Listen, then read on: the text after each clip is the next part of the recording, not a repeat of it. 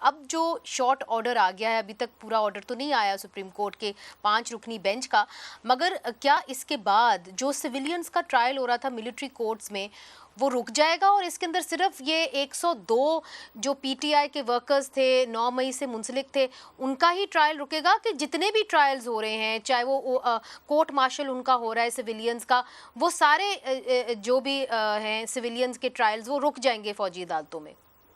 हाँ, तमाम तर सिविलियंस के पहले तो मैं सुप्रीम कोर्ट को एप्रिशिएट करता हूँ कि अदालतें चले अपने पाँव पे खड़ा होना शुरू हुई है कुछ। तो ये इस तरह से अदालतों को इस मामले में अपने सिविलियंस का, उनके हकूक़ का, उनके फंडामेंटल राइट्स का ख़्याल करना चाहिए और वो ख़्याल किया गया है तो यकीनन जो है ना ये काबिल तहसीन है। और ये आर्टिकल 8 के पैरामीटर पे उन्होंने 2 सेक्शंस को जो है उन्होंने वो कहा है कि वाइड डिक्लेयर किया है। ये भी दुरुस्त है। दुनिया में शायद कहीं पे भी या शायद हमारे जैसे मुल्कों में कहीं शायद सिर्फ़ अपने सब्जेक्ट्स का, अपने सिविलियंस का इस तरह से ट्रायल परमिसिबल है, वरना ये मेरा ख़्याल है इंसल्टिंग है। गैर मुनासिब सी बात है। जुर्म से किसी ने अगर जुर्म किया है, उस जुर्म से इनकार नहीं है, उसका जुर्म जो है वो यकीनन उसको डील किया जाना चाहिए।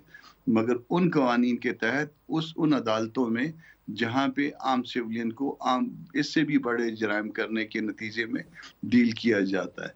तो ये तमाम का तमाम मामला जो है वो सिविल साइड पे जाना चाहिए था। पहले दिन से जो है हम ये मुतालबा कर रहे थे कि इसको जो है आम अदालतों में भले नहीं, उसमें मगर स्पेशल आपने कोर्ट्स इसका भी हो खैर सकती मकदम हैं तो कर जो दिया, ऑलरेडी। कता कलामी माफ, मगर कुछ एक्सप्लेन भी करें चूंकि आप वकील हैं कि और सुप्रीम कोर्ट के वकील हैं, कि ये बताइए कि अब जितने भी सिविलियंस के केसेस चल रहे हैं फौजी अदालतों में, कोर्ट मार्शल के भी चल रहे हैं, उन सब के रुक जाएंगे या कि सिर्फ जो 9 मई से मुंसलिक है उनके रुकेंगे? नहीं, नहीं, ये सिर्फ़ 9 मई का मामला नहीं है। जितने भी सिविलियन हैं, ऑल उनका राइट। ये कोई उसमें कोई एक मख़सूस ग्रुप के लिए तो ये रिलीफ़ अवेलेबल नहीं है। ये तमाम वो सिविलियन जिनके जो है वो मिलिट्री कोर्ट में ट्रायल चल रहे हैं, जो आपके पाकिस्तानी शहरी हैं, उन तमाम के जो है केसेस आगे नहीं चल पाएँगे। वो तमाम सिविल अदालतों में, सिविल साइड पे अदालतों में मुंतकिल करने पड़ेंगे। सिविल साइड की क्रिमिनल अदालतों में, जहाँ पे क्रिमिनल जी। केसेस ट्रायल होते हैं। तो वहाँ जहाँ पे भी जुरिसडिक्शन है, वहाँ जी। पे उनको वो करना पड़ेगा और वो हो जाएँगे। मेरा ख़्याल है अगर इसकी अपील वग़ैरह और फ़ाइल ना और हुई या उसमें अपील में भी तो मामला जा सकते हैं ना कामरान साहब, तो अगर ये मामला अपील के अंदर चला गया तो उसकी क्या आप समझते हैं नतीजा निकलेगा? क्या हो सकता है कि ये फैसला ओवरटर्न कर दिया जाए अपील के अंदर सुप्रीम कोर्ट में ही? देखिए, मैं नहीं समझता, मुझे नहीं पता कि कल क्या फ़ैसला होगा, मगर मैं नहीं समझता कि इसको ओवरटर्न किया जाए। उसकी रीज़न है। रीज़न ये है कि ये अब जब वो जी। मिलिट्री ट्रायल वाला जिसमें हम सब पेश होते थे, मिलिट्री कोर्ट जो पहले बनी थी उसको कॉन्स्टिट्यूशनल कवर दिया गया था। उसमें सनसेट क्लॉज़ था। जी। तो अब चूँकि इसमें कॉन्स्टिट्यूशनल कवर नहीं है तो इसको सेट असाइड अल्टीमेटली जी। होना था और ये सेट असाइड ठीक है। हो गया है और मेरा ख़्याल है कि जी। अपील में भी यही फैसला जो है मेंटेन होगा। ठीक। ठीक है, क्लियर हो गई। राना मशहूद साहब, आपने कामरान मुर्तज़ा साहब की बात सुन ली। इसको कॉन्स्टिट्यूशनल कवर जो है मिलिट्री के जो ट्रायल्स हो रहे थे, सिविलियंस के जो हो रहे थे ट्रायल मिलिट्री कोर्ट्स के अंदर, उसको कॉन्स्टिट्यूशनल कवर नहीं था। आपकी पार्टी जो है उसने बाय एंड लार्ज इसको सपोर्ट किया है कि सिविलियंस का ट्रायल मिलिट्री कोर्ट्स में होना चाहिए। एक जगह पे आप इमरान खान साहब की पार्टी जैसे ही हैं, क्योंकि उन्होंने भी 27 लोगों का जो है सिविलियंस का मिलिट्री कोर्ट्स के अंदर ट्रायल करने की इजाज़त दी थी जब वो हुकूमत में थे। क्यों आप दोनों एक ही पेज पे हैं इस इशू के ऊपर कि देखें, बेचारे सिविलियंस को आप भेजें उधर? बिस्मिल्लाहिर्रहमानिर्रहीम। देखें, जहाँ तक सिविलियंस के राइट की बात है, PMLN always stands for civilian supremacy. लेकिन दूसरी बात जहाँ पर ये मेरा ख्याल है मेरे भाई कामरान मुर्तज़ा साहब ने वो जो शॉर्ट ऑर्डर आया है वो पढ़ा नहीं है।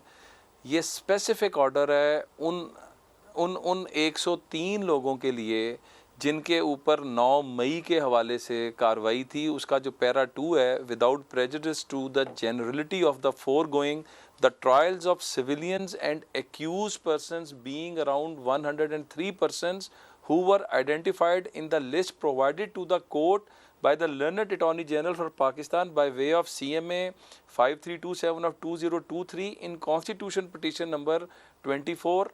All other persons who are now or may at any time be similarly placed in relation to events arising from and out of 9th and 10th shall be मई। tried by criminal courts तो of competent jurisdiction established under the ordinary and of special law of the land in relation। अच्छा, ये देखें अब बदकिस्मती क्या हो रही है कि ये वो सुप्रीम कोर्ट है जो इमरान खान के 4 साल के अंदर जब ट्रायल्स होते हैं इन्हीं कोर्ट्स के अंदर तो उसकी बात नहीं करते।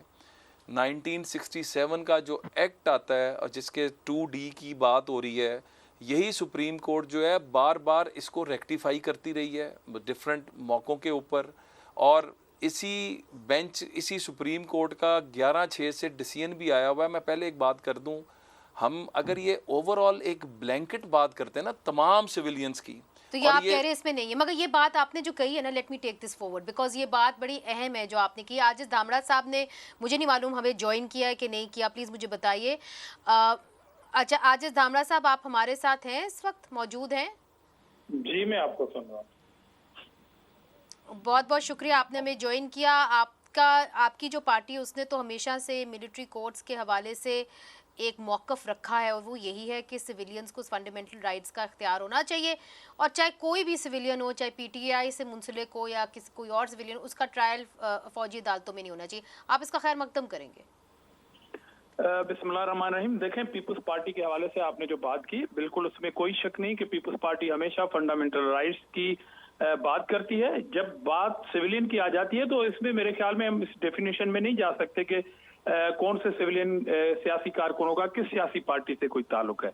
तो बात जब सिविलियन की आती है तो हमने हमेशा सिविलियन सुपरमेसी की बात की है पीपल्स पार्टी ने, और सुप्रीम कोर्ट के इस फैसले को बिल्कुल हम सपोर्ट भी करते हैं, क्योंकि जो अदालतें सिविल अदालतें बनी हुई हैं, गुनाह कितना भी किया जाए वो आला अदालतें जो हैं वो मौजूद हैं, ग्रास रूट पे मौजूद हैं, उनमें ट्रायल होना चाहिए। और पीपल्स पार्टी ये कतन पीपल्स पार्टी का मकसद नहीं है, जब हम फंडामेंटल राइट्स की बात करते हैं, कि कोई अगर रियासत के ऊपर हमलावर हो और उसका जो गुनाह है उसको उस लेवल का गुनाह है, मगर सिविल अदालतें अगर मौजूद हैं तो मेरे ख्याल में ट्रायल होना चाहिए। अगर कोई फिक्स होती है सजा तो बिल्कुल उसको मिलनी चाहिए। अच्छा, कामरान मुर्तज़ा साहब, आपको थोड़ा सा अब वक्त मिल गया होगा ये देखने के लिए कि शॉर्ट ऑर्डर में क्या लिखा हुआ है, आप हमारी रहनुमाई कर दीजिए। इधर राना मशहूद साहब कह रहे हैं कि ये ऑर्डर सिर्फ उन 102 लोगों के लिए है जो 9 मई के इंसिडेंट के अंदर मुलव्विस थे। आपकी राय? मैंने सुना उनकी बात, उसमें ऐसा है कि इसकी ओपनिंग देखिए कि ओपनिंग किन अल्फाज से हुई है, उसकी ओपनिंग देखेंगे और फिर अदरवाइज आर्टिकल 25 को लेके उसको देखेंगे। क्या ये मुमकिन है कि एक सेट ऑफ पीपल को जो है, एक सेट ऑफ अक्यूज को जो है वो कह दें कि जी इनका ट्रायल तो नहीं हो सकता, और दूसरा सेट ऑफ अक्यूज को जो है ना वो कहें कि उनका ट्रायल हो सकता है?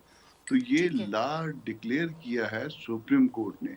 जो अब 2 तरह के लॉ होते हैं, एक जो पार्लियामेंट जो है वो डिक्लेयर करते, पार्लियामेंट जो लेजिस्लेट करती है, और दूसरा जो लॉ जो है वो सुप्रीम कोर्ट का वो डिक्लेरेशन हुआ करता है। तो ये एक डिक्लेरेशन है और ये जर्नल डिक्लेरेशन है। ये इसमें वो जर्नलिटी, वो जो उसका जर्नल, उसका एक क्लास वो तो हिस्सा है ही है, मगर उसके अलावा जो है ना उन्होंने स्पेसिफिकली इस ट्रायल को जो है उन्होंने डिक्लेयर कर दिया। तो मगर जो उसका पहले ओपनिंग है, मेरा की वजह से तमाम के तमाम जितने भी सिविल लोगों के जो है ट्रायल में हो रहे हैं, वो सारे जो है वो इसका बेनिफिट उनको मिलेगा। जी, तो राना मशहूद साहब, कामरान मुर्तज़ा साहब ने क्लियर कर दिया। मैं तो जानना चाह रही थी आपकी पार्टी का मौक़िफ़ क्या है।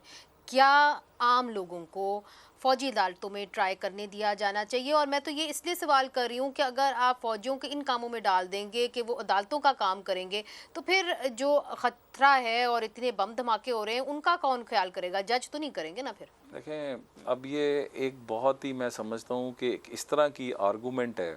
पहली तो बात है कि इसका बेनिफिशरी कौन है। इसके अंदर या तो इस शॉर्ट ऑर्डर के अंदर कहा जाता कि जो माजी के अंदर भी जितने केसेस जो है रेट्रोस्पेक्टिव इफेक्ट की बात नहीं की गई, और दूसरा आर्मी पब्लिक स्कूल पे जो हमले जिन लोगों ने किए थे उनके आर्मी कोर्ट्स में ट्रायल चल रहे हैं। कुलभूषण, उनको तो छोड़ दिया जनरल फैज ने, आपको याद होगा, उनको एमनेस्टी दे दी गई, उनको तो छोड़ दिया गया एक मुआहदे के तहत। और फिर आपको याद होगा एहसान तो टर्की में ट्वीट कर रहे थे बिलावल भुट्टो जरदारी साहब के खिलाफ। देखें, बात बड़ी सीधी सी है कि ये तमाम वो लोग हैं जिनको इस जजमेंट का फ़ायदा पहुंचेगा। लेकिन ये जजमेंट जो है ना, ये मुझे माजरत के साथ, ये मैं पूरी पढ़ी है जजमेंट, इसका रेट्रोस्पेक्टिव इफेक्ट की बात नहीं, ये शॉर्ट ऑर्डर के अंदर जो जिक्र हो रहा है वो सिर्फ और सिर्फ जो दर्द नज़र आ रहा है वो उन 103 बंदों का नज़र आ रहा है जिन्होंने हमले किए GHQ पे, जिन्होंने मतलब आर्मी नहीं, इंस्टॉलेशंस पे मगर हमले ये किए। चले इनकी जजेस की नीयत को अगर एक साइड पे कर दे, जो कि मुझे ऐसा लग रहा है आपकी बातों से कि आपको जजेस की नीयत के ऊपर शक है। अगर आप ऑर्डर को देखें असूली तौर पे, क्या आम शहरियों को मिलिट्री कोर्ट्स में ट्राई होना चाहिए? वो मिलिट्री कोर्ट्स जहाँ पे जो जज होता है उसको ये भी नहीं पता कि कानून के तकाजे क्या होते हैं। वो जो होता है उसने सिर्फ आर्मी की जो एक पैम्फलेट होती है वो पड़ी हुई होती है और उसको ये भी नहीं बताया जाता कि आपका कसूर क्या है, और अपनी मर्जी का वकील नहीं दिया जाता। ये आपको मंजूर है? देखें, पहली बात तो ये है कि हमने हमेशा सुप्रीमेसी ऑफ कॉन्स्टिट्यूशन की बात की है। अपने लिए आईने इंसाफ भी आपने पाकिस्तान मांगा। आईने पाकिस्तान जो है उसके मुताबिक जो बनता है वो होना चाहिए, किसी के साथ ज़्यादती नहीं होनी चाहिए। मतलब PMLN का ये हमेशा मौक़िफ़ रहा है।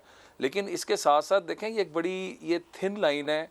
इसके ऊपर वो लोग जो डायरेक्ट इंस्टॉलेशंस, मतलब ये तो एजेंट्स करते हैं, जो जिस तरह के हमले हुए, इन लोगों के ऊपर या तो फिर कानून कोई नया आना चाहिए, और जब तक नया कानून नहीं आता सख्त से सख्त, क्योंकि ये एक मैसेज है जो नहीं, तो हमने देना आपको है। क्या लगता है कि एंटी टेररिज्म कोर्ट में इनको छूट मिल जाएगी, सख्त सजा नहीं मिलेगी? देखें, एंटी टेररिज्म कोर्ट के अंदर आप देख लें कि वहाँ पर जो प्रोसिक्यूशन के जो इश्यूज़ होते हैं, जो बाकी इश्यूज़ होते हैं, मैं एज ए लॉयर ये समझता हूँ, और एज ए फ्रेंकली मतलब डेमोक्रेटिक नॉर्म्स को अपहेल्ड करने के लिए, कि बिल्कुल हमारे जो अदालतें हैं और हमारे जो प्रोसिक्यूशन के डिपार्टमेंट्स हैं, इनको इतना स्ट्रांग होना चाहिए कि ये ज़रूरत ही ना पड़े।